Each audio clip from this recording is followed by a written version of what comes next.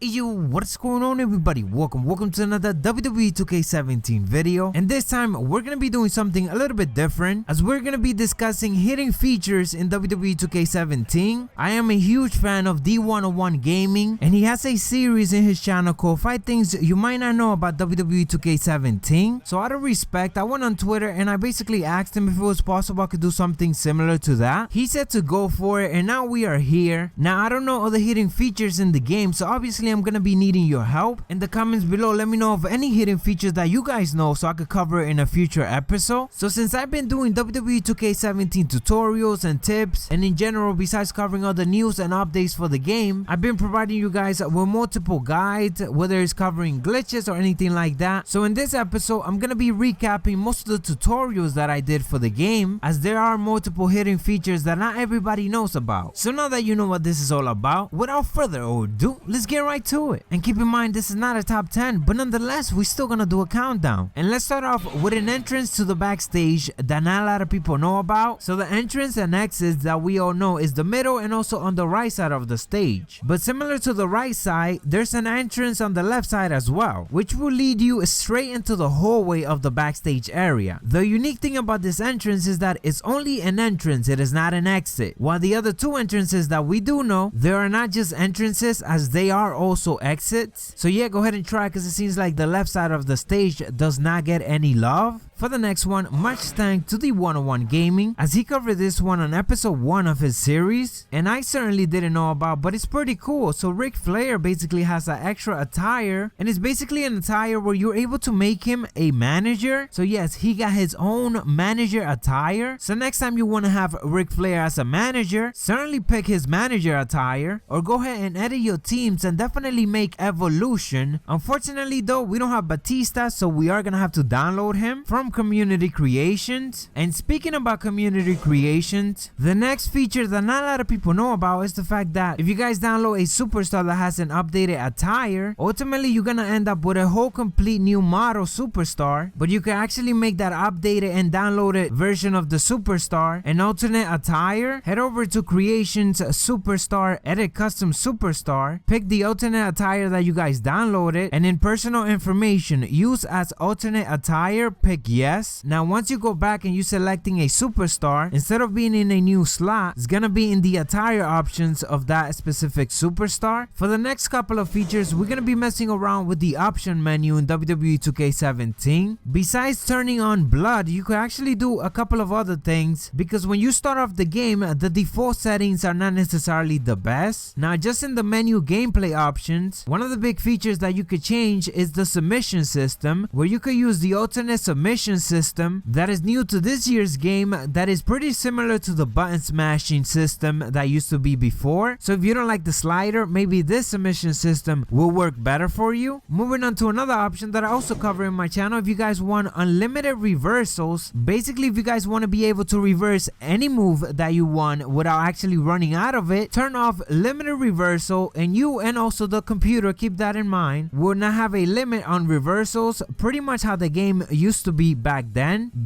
as in like 3 years ago. Another option is that you can make your Iron Man match last 30 minutes. By default it will be set to 15 minutes, but you can make it 30 minutes and have a legit Iron Man match. And while playing a match, you actually get a couple of more options that you guys are able to mess around with and change the experience of your match. And that is, you're able to turn on different targets, where you're able to target the referee, the manager, and also tag team partners. So in a match, have some fun and target the referee. If he's counting too slow, knock him in the head. That will do the trick. Just make sure he's able to get back up afterwards. Some people seem to be confused on how to delete things in WWE 2K17, but that is actually pretty simple. Head over to the options, the deletion utility, and anything you save, anything you downloaded, you uploaded, you could delete it from here. I did a full guide regarding this feature, so make sure that you guys check it out if you guys have any other questions. So for the last two features that I want to discuss about is something that you guys probably already know for sure. But like I said, all these features in this game are pretty much a recap of things that I already covered, so that by the next episode we're covering new things and we are fully up to date. So it is in regards